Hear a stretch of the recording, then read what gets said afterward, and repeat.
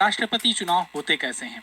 बहुत ही आसान भाषा में मैं आपको समझाने वाला हूं, क्योंकि बड़ा कंफ्यूजन रहता है। अपने यहाँ की तरह वहाँ का इलेक्शन नहीं होता है, बिल्कुल अलग होता है।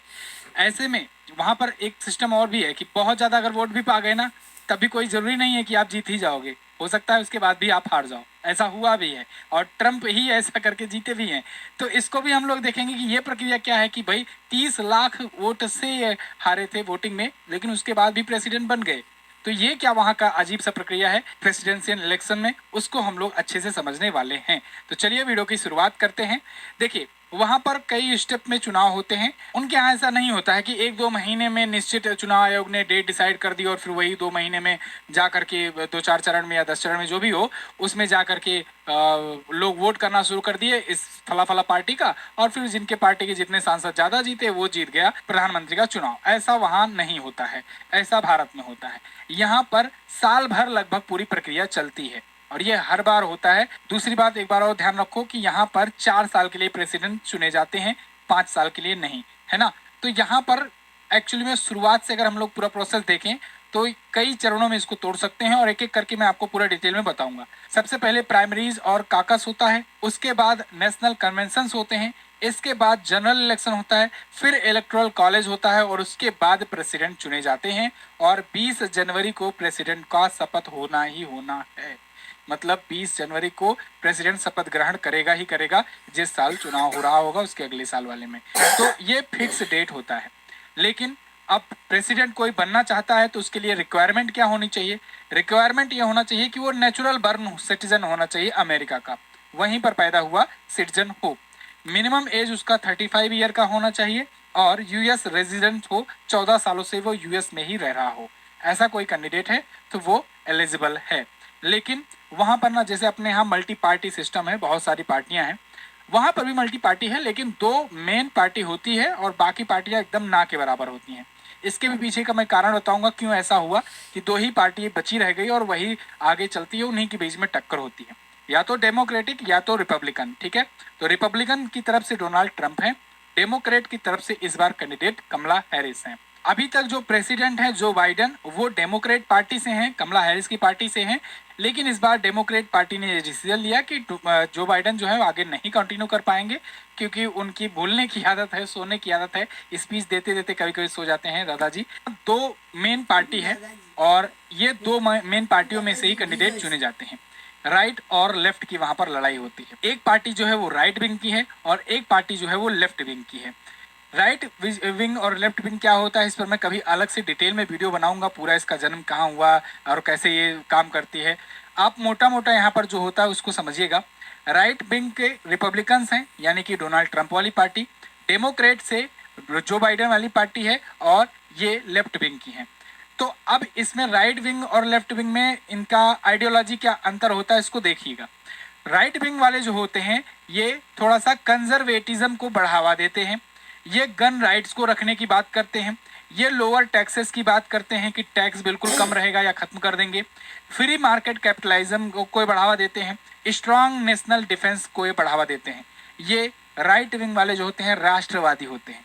इंडिया में भी अगर आप देखोगे तो हालांकि अब बहुत सारे देशों में ना थोड़ा सा मिक्सचर टाइप का हो गया है, लेकिन अभी भी देखोगे जैसे राइट विंग का अभी मानो तो आप बीजेपी को ले लो, जो हमेशा राष्ट्रीयता की बात करेगा, हमेशा अपने कल्चर की बात करेगा, हमेशा स्ट्रिक्ट पॉलिसीज की बात करेगा। वहीं जो लेफ्ट विंग होती है, लेफ्ट विचारधारा होती है, उसमें मॉडर्न लिबरलिज्म की, थोड़ा सा उदारवादी की बात की जाती है। वहां पर सभी को एक साथ लेकर चलने की बात की जाती है। वहां पर स्ट्रिक्टर गन लॉज होते हैं, गन लॉज को लेकर के बहुत ज्यादा पॉलिसीज होती है। इसके अलावा ऑर्गेनाइज लेबर होते हैं, यूनिवर्सल हेल्थ केयर की बात होती है, इन्वायरमेंटल प्रोटेक्शन की बात होती है, सौहार्द की बात होती है, गरीबों के उत्थान की बात होती है। मतलब बहुत सारी टाइप की इस एक प्रकार से लिबरलिज्म को बढ़ावा दिया जाता है, उदारवादी को बढ़ावा दिया जाता है लेफ्ट विंग में। फॉर एग्जाम्पल जैसे आज के टाइम पर कांग्रेस अपने इंडिया में, लेकिन जैसा कि मैंने आपको बताया कि आज के टाइम पर थोड़ा सा मिक्सचर टाइप का हो गया है। ये देखा जाता है कि कैसा क्या समय चल रहा है, उस हिसाब से थोड़ा मोड़ा सब इधर उधर हो जाते हैं। तो कुछ चीज़ों में वो आपको एक्स्ट्रा फार राइट दिखेंगे, कुछ चीज़ों में लेफ्ट वाली भी चीज़ें वहां पर देखने को। Left-wing political groups want to tie our hands and defund the police. Well, now I'm become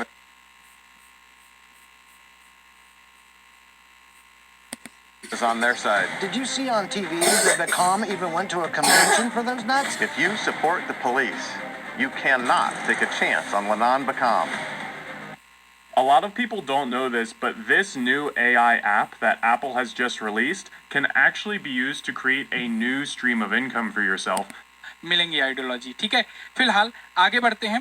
1854 में पहली बार रिपब्लिकन पार्टी का कोई बना प्रेसिडेंट, और वो कौन था? वो थे अब्राहम लिंकन।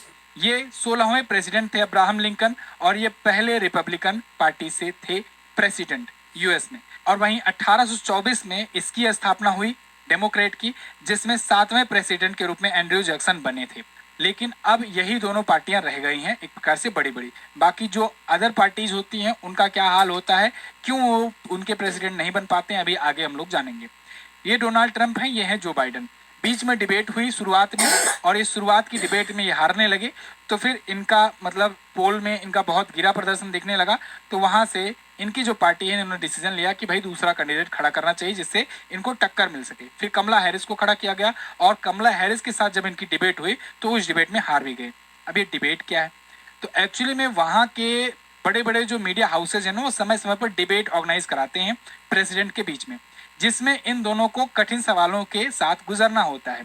लोग पूछते हैं, उसमें जो बैठे रहते हैं थिंक टैंक, वो सवाल पूछते हैं, या फिर इनके जो सवाल होंगे ये जवाब देंगे, इनके जो सवाल होंगे ये जवाब देंगे, या पब्लिक से जो कोई सवाल पूछेगा उसमें से ये दोनों उसका जवाब देंगे कि हमारे हिसाब से क्या पॉलिसी होनी चाहिए इस चीज़ के लिए, ये बताएंगे हमारे हिसाब से क्या होनी चाहिए। साथ ही साथ ये इनकी बुराई भी बताएंगे, वो उनकी बुराई बताएंगे सामने सामने। तो ये सामने सामने होता है और ये डिबेट कहा जाता है। फिर उसमें वोटिंग होती है, उसमें देखा जाता है कौन डिबेट जीता। तो शुरुआत में डिबेट में वो हार रहे थे, फिर कमला हैरिस के साथ जब हुआ, कमला हैरिस को प्रेसिडेंट के लिए उम्मीदवार जब चुना गया, तब फिर ये हार गए डोनाल्ड ट्रंप। फिलहाल यहाँ पर ये हार जीत का फाइनल सिलेक्शन नहीं है, यहाँ पर अभी चुनाव होंगे और चुनाव के बाद ये होगी। अब एक चीज़ और समझिए जिसको लेकर के लोग कंफ्यूज रहते हैं। देखिए, यहाँ पर ना इलेक्टोरल कॉलेज सिस्टम होता है, और इलेक्टोरल कॉलेज की वजह से यहाँ पर डिसाइड होता है कि प्रेसिडेंट कौन बनेगा।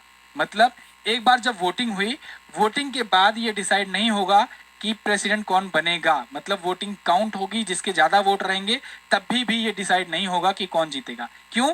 क्योंकि यहाँ पब्लिक जो है वो डायरेक्ट प्रेसिडेंट को वोट नहीं करती है, पब्लिक जो है वो इलेक्टर्स को वोट करती है। इलेक्टर्स जो होते हैं वो इलेक्टोरल कॉलेज बनाते हैं, और वो इलेक्टोरल कॉलेज जिसका ज़्यादा होता है वो जीतता है। फॉर एग्जाम्पल आप देखो, यहाँ नीला नीला आपको कम ही दिख रहा होगा, है ना? ये ब्लू कलर में जो दिख रहा है ये कम दिख रहा है। ये आपका रिपब्लिकन डेमोक्रेट पार्टी से है, बाइडन वाली पार्टी से। ट्रंप वाली पार्टी में देखो रेड में बहुत ज़्यादा दिख रहा है ना? पता है ये किस बार का चुनाव का रिजल्ट है? ये 2020 का है। 2020 के इलेक्शन में आप देखोगे तो ट्रंप जो है ये यहाँ पर ज़्यादा एरिया जीते हुए थे ना, लेकिन इलेक्टोरल कॉलेज ये ज़्यादा नहीं जीते थे, इस वजह से ये हार गए ट्रंप, है ना? तो यहाँ पर देखो, जैसे आप फॉर एग्जांपल इतनी दूरी का देखो, ये वाला स्टेट जो है इसको 20 इलेक्टर्स मिले हुए हैं, 20 इलेक्टोरल कॉलेज है यहाँ का, 20 का।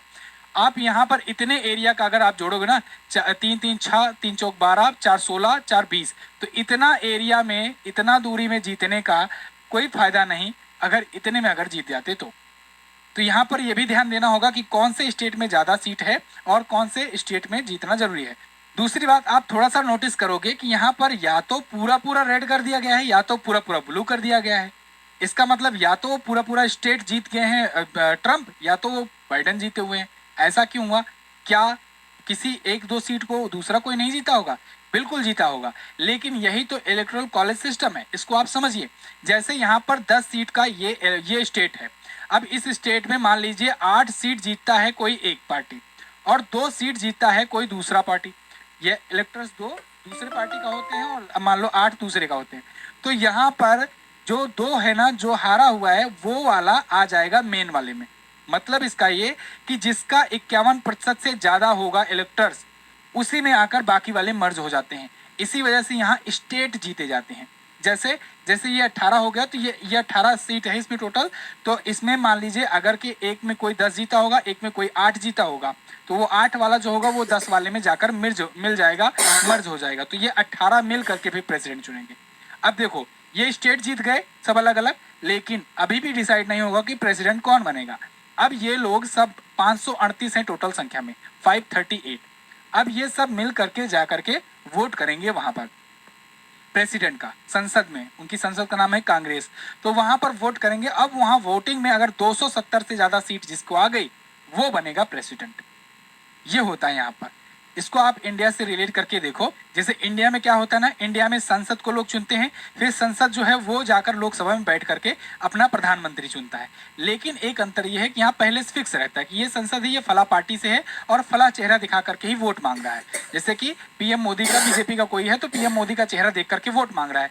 तो पब्लिक सिर्फ संसद को नहीं देखती है, पब्लिक ये देखती है कि हम मोदी जी को वोट डाल रहे हैं मान लो, है ना, तो फिर ये देख करके भी वो उस पार्टी विशेष को वोट डालती है। यहाँ पर ऐसा नहीं होता है।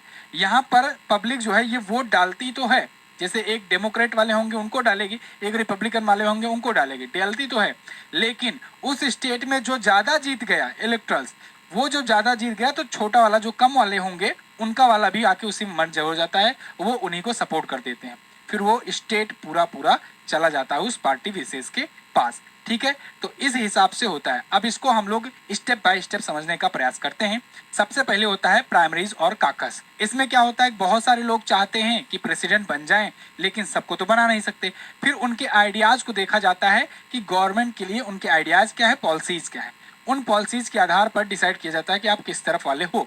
अब सभी पॉलिटिकल पार्टी के जो कैंडिडेट्स होते हैं वो पूरा कंट्री में घूमते हैं और फिर अपने लिए वोट मांगते हैं। यहाँ पर बात हो रही है अभी इलेक्टर्स की, ध्यान रखिएगा। इलेक्टर्स जो होते हैं वो ग्रुप्स होते हैं। अब काकस में क्या होता है कि पार्टी मेंबर जो होते हैं ये सिलेक्ट करते हैं अपने बेस्ट कैंडिडेट को through the series of discussion and votes. अपने बेस्ट कैंडिडेट को चुनेंगे कि कौन होना चाहिए, ठीक है, तो ये काकस होता है। फिर प्राइमरी होता है। प्राइमरी में पार्टी मेंबर जो होते हैं वो वोट करते हैं for the best candidate that will represent them in general election. वो बेस्ट कैंडिडेट को चुनते हैं कि कौन जनरल इलेक्शन में उनको रिप्रेजेंट करेगा उनकी पार्टी से, मतलब इलेक्टर्स कौन होंगे, क्योंकि उन्हीं को तो वोट देगी पब्लिक। वो अगर अच्छा चुनेंगे तो फिर इलेक्टर्स अच्छा होंगे, तो इलेक्टर्स अच्छा होंगे तो अपने वाले प्रेसिडेंट को चुनेंगे। तो इसलिए पहले काकस और प्राइमरी कराई जाती है। फिर नेशनल कन्वेंशन होता है। नेशनल कन्वेंशन में क्या होता है कि each party helds in national convention to select a final president nominee. इसमें देखा जाता है कि प्रेसिडेंट नॉमिनी कौन होगा।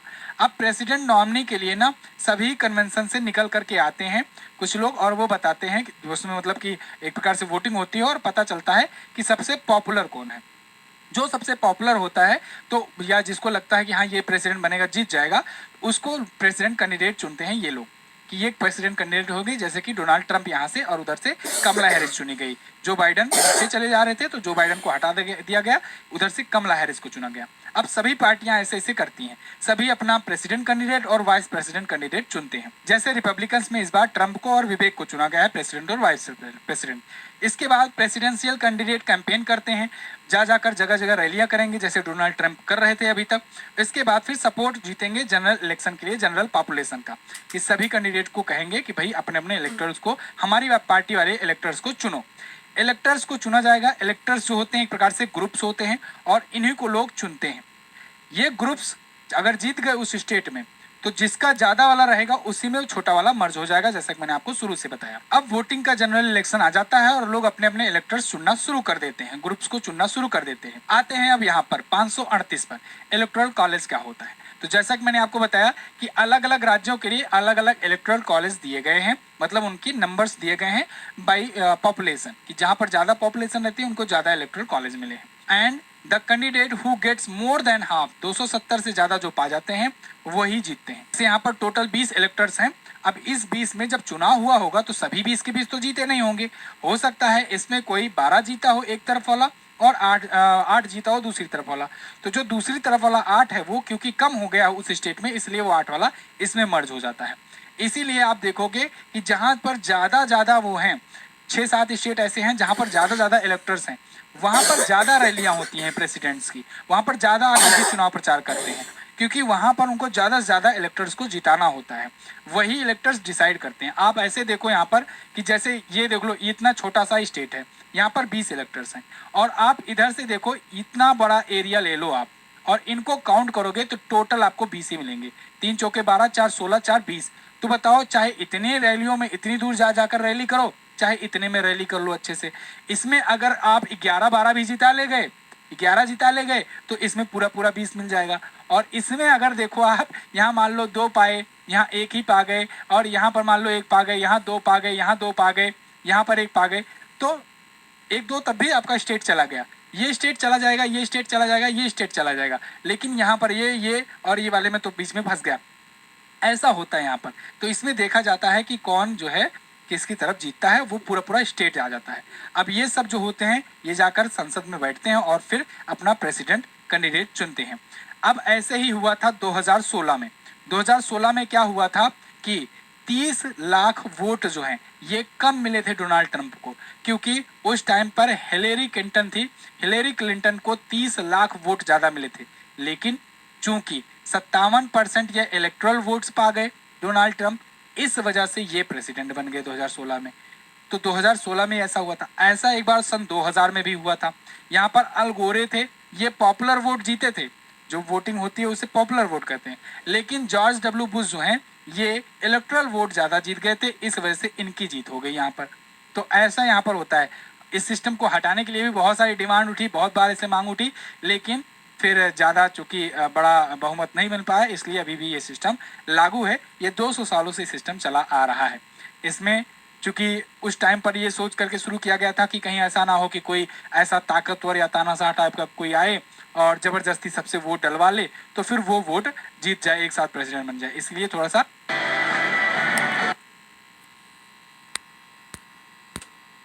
ये बराक ओबामा जो कि 2 बार के प्रेसिडेंट रह चुके हैं, जो बाइडेन वाली पार्टी से हैं, डेमोक्रेट से, ये खूब अच्छे से प्रचार कर रहे हैं ट्विटर वगैरह पर। और वहीं पर एलन मस्क हैं जो कि पूरा ट्विटर का प्लेटफॉर्म यूज़ कर रहे हैं अच्छे से, ये ट्रंप को जिताने पर लगे हुए हैं। खुल करके ट्रंप के साथ मंच पर आते हैं, डांस वगैरह भी करते हैं और खूब बढ़िया से करते हैं। अच्छा, एक चीज़ और देखने को मिली इंटरेस्टिंग, वहाँ पर ना जो सेलिब्रिटीज़ होते हैं वो भी खुल करके समर्थन करते हैं। अपने यहाँ के लिए की तरह नहीं है, अपने यहाँ थोड़ा सा ऐसे होते भी हैं लोग कि एक अगर पार्टी का कोई समर्थन करने के लिए कोई ट्वीट भी कर दिया तो बाकी वाले सब घेर लेंगे, उसको खूब बुरा भला करेंगे, खूब कहेंगे कि तुम ये हो, सेलिब्रिटी रहो, औकात में रहो, बहुत सारी चीज़ें। लेकिन यहाँ ऐसा नहीं होता। यहाँ पर आप देखोगे कि बहुत सारे सेलिब्रिटी हैं जो इनकी तरफ से आकर के परफॉर्म कर रहे हैं, वोट मांग रहे हैं, वोटिंग करने को कह रहे हैं। बहुत सारे लोग हैं जो इनकी तरफ से आ रहे हैं, ठीक है ना। इनकी तरफ से जब मैं बोलूँ तो इसका मतलब ट्रंप वाला साइड, ये खुल करके ट्रंप की साइड है, और ये तो प्रेसिडेंट रह चुके हैं डेमोक्रेट से। तो ये सारी चीज़ें चल रही है। फिलहाल इस बार यूएस इलेक्शन कौन जीतेगा, आपको क्या लगता है, आप कमेंट करके ज़रूर बताइएगा। लगातार डिबेट्स वगैरह में जब होता रहता है और उसमें ऊपर नीचे हो रहा है, तो इस बार का जरूरी नहीं है, इनको इलेक्ट्रल वोट्स भी ज़्यादा जीतना होगा। आपकी इस पर क्या राय है, आपको क्या लगता है कौन जीतेगा, कमेंट करके ज़रूर बताइएगा। इसके अलावा दिवाली धमाका ऑफर अपने ऐप पर भी शुरू